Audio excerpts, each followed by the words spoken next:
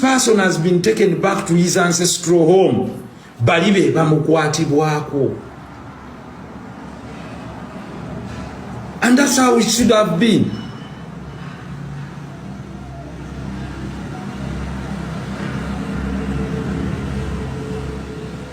Bweba kukuwa noganja fenga abapate mu kibiina kyabaddemu tujja genda tukole morning yaffe ku pate bas gwalaba yataliwo yakubuuza lwaki mukola morning ku pate. Speak all that you want to say, the good and the bad, okomyawo era speeches mwazi wa ku pate.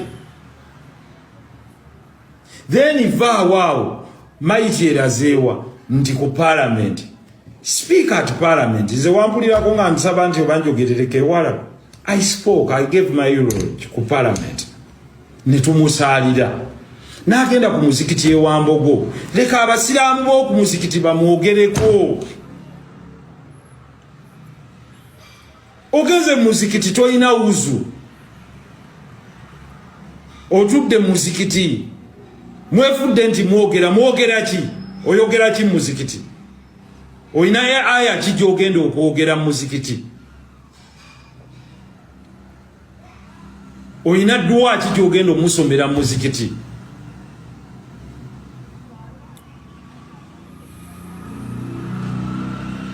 Wavudde ku muzikiti kale bakkiriza agenze wuwe. Bw'oba badde mukwano gw'ennyo gende wuwo oyogere. Then finally mumuleka agende bamuresting mu ancestral home yaabwe bonga bwe baagala kwe kuwa maiti ya munne ekitiibwa.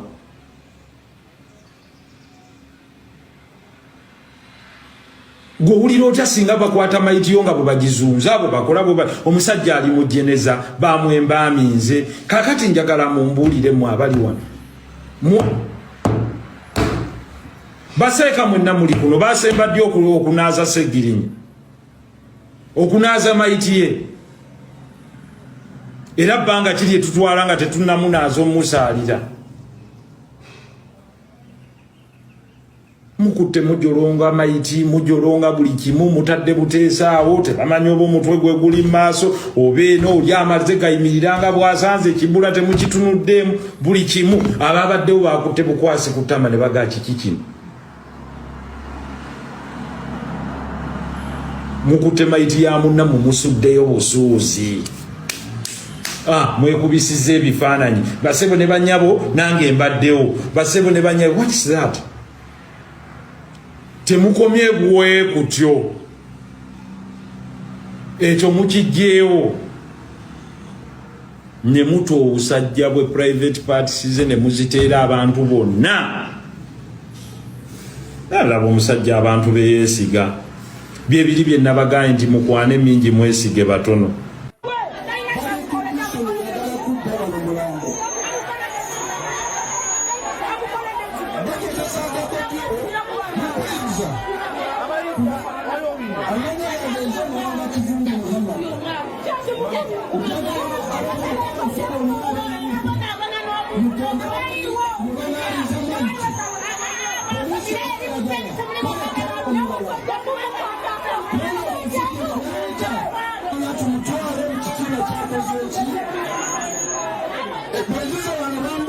One time nalwala bubi nnyonnyonnyo mukomereyo ne bamukukusa ne bamutwala Mulago. Bamutwala Mulago ne tugenda ne tubagamba bana abantu omusajja mulaba mulwadde nnyo. Lwaki temulelizinga n'agenda nafuna obujjanjabi ne bagaana. Njagala kubajukiza era maama oli muzira.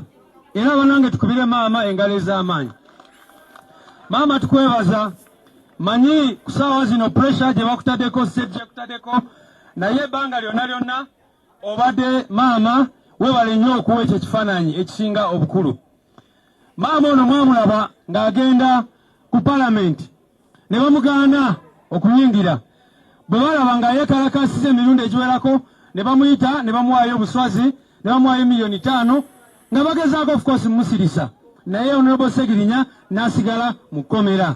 N'olwekyo abo abantu ababbi. Ate bwe tubagambako nga bagamba nti babba ku lwammwe mwabasindikayo kubba. kati lwaki beebuzaabuza nti kakati emirimu gino tugikoze nnyo kulwammwe katubbeeyoko kikafuuwe. Sseggirinya teyali bw'atyo, tumuyigireko. Abaagala okusiibula Sseggirinya mu bitiibwa tufuneko tumuyigirako. Sajja ng'ali simpo nga katono kaalina okwo kwagabira abantu be. Teyabba sende ya muwa musolo, talina gwe yanyaga. Yoyo Sseggirinya gwe tuwerekera leero.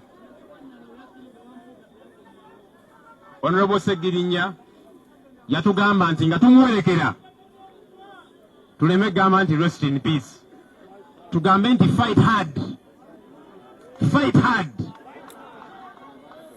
Era nannyonnyola ku lwaki ayagala tugambe nti fight hard. N'agamba nti obusajja ne bunyiga mwe mugambe nti rest in peace. Sseggirinya bw'atyo bwe yatulambika, kubanga kye bamutuusaako yali akimanyi. Sseggirinya tujja kusubwa nnyo naye fight hard.